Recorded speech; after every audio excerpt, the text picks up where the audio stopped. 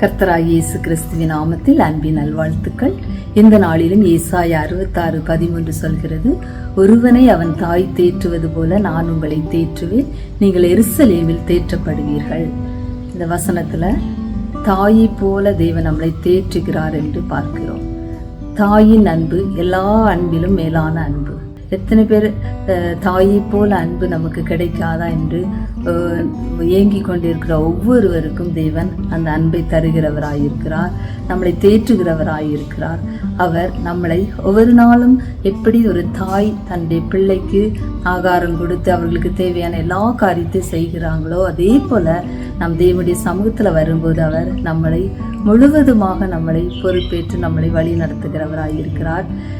இஸ்ரவேல் ஜனங்களை எப்படியாக தேவன் தகப்பனை போல வழி நடத்தினார் என்பதை நம்ம வேதத்துல பார்க்கிறோம். தகப்பனை போல சுமந்து வந்தார். எந்த நேரத்துல என்றால் அந்த வனாந்தரத்துல அவர் அப்படியாக வழி நடத்தினார்.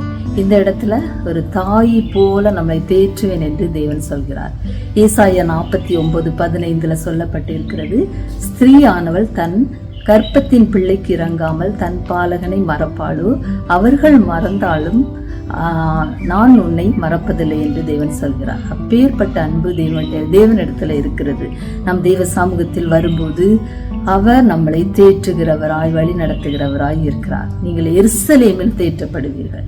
அப்ப எருசலேம் என்பது தேவனுடைய சமூகம். தேவ சமூகத்துக்கு வருகிற ஒருவரையும் தேவன் புறம்பே தள்ளாத தேவன்.